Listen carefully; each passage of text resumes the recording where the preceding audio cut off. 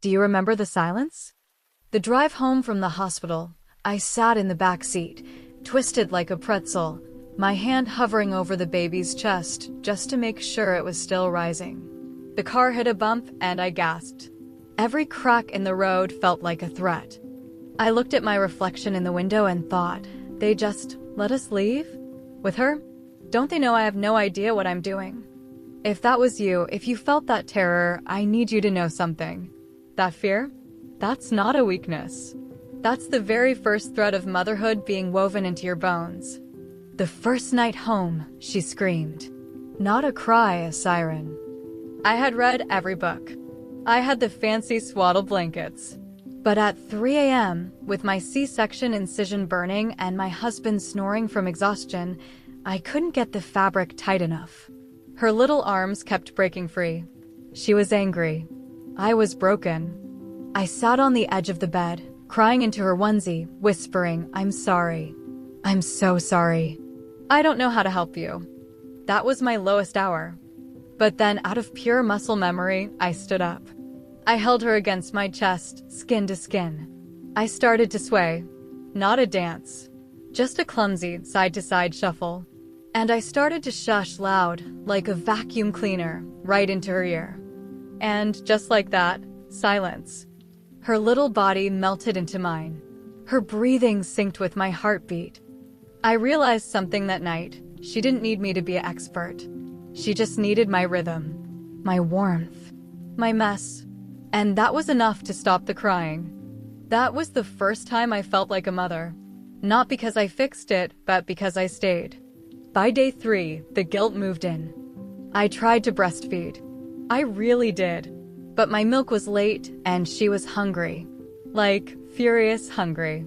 I remember holding her to my chest, her little fists pounding against me, and thinking, my body is failing you. I called my best friend sobbing. She said something that cracked my chest open. Honey, if she is fed, she is loved. The delivery method doesn't matter. Look at her eyes. She doesn't care about the bottle label. She just wants to be full and held by you. So I gave her the formula. I watched her little belly fill up. Her angry fists unclenched. She looked up at me with those milky, drunk eyes, and she sighed, that deep, satisfied baby sigh. In that moment, I realized the war wasn't between breast and bottle. The war was between perfection and survival. And survival was winning. I started pumping when I could, supplementing when I had to. And you know what? She grew. She thrived. And finally, I let go of the guilt. Feed the baby, not the ego. Here is the part no one films for Instagram. The isolation. It hit me around day 5. My husband went back to work. The texts from friends slowed down. I sat on the couch in the same pajamas I'd worn for 3 days, surrounded by burp cloths and half-empty coffee mugs. The baby slept. And I just stared at the wall. I felt so alone. I missed me.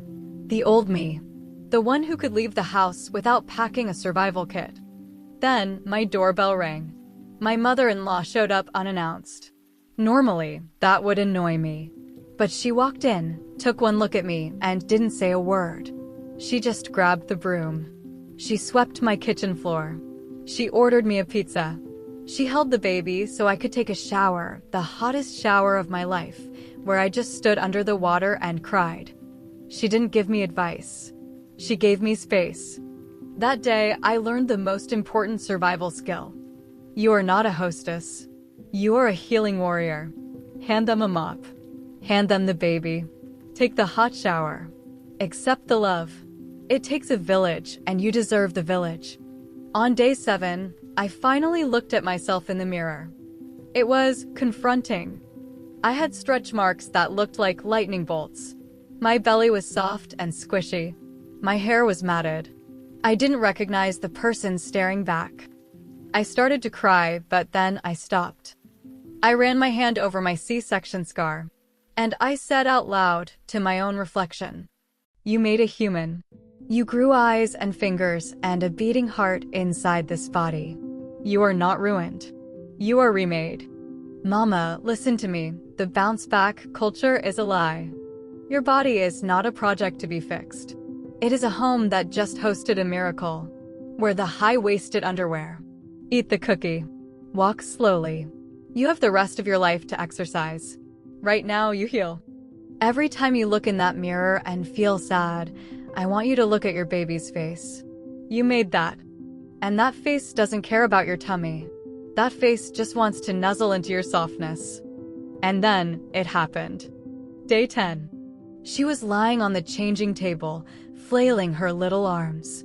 I was exhausted, running on fumes, complaining to her about the laundry pile. And she looked up at me, really looked, and she smiled. Not gas. Not a reflex. A real smile. It was like the sun came out from behind a storm cloud. In that moment, I realized. She doesn't know I messed up the swaddle. She doesn't know I cried in the bathroom. She doesn't know I fed her formula or that I wore the same shirt for 48 hours. All she knows is my voice, my smell, my love. And to her, that is everything. So, mama who is watching this right now, maybe it's 3 a.m., maybe you're exhausted, maybe you're crying, hear me. You are in the hardest chapter, but it is also the shortest. These sleepless nights feel endless, but I promise you, one day soon, you will blink and your baby will be a toddler running away from you. You don't need to be perfect. You just need to be present. Put down the phone. Ignore the mess. Order the takeout. Hold that baby and breathe. You're exactly the mother they need. Not despite your mess, but because of it. If this story felt like a hug, share it with a friend who needs a hug tonight. And remember, you are not alone. You are not failing. You are mothering. I'm rooting for you. Always.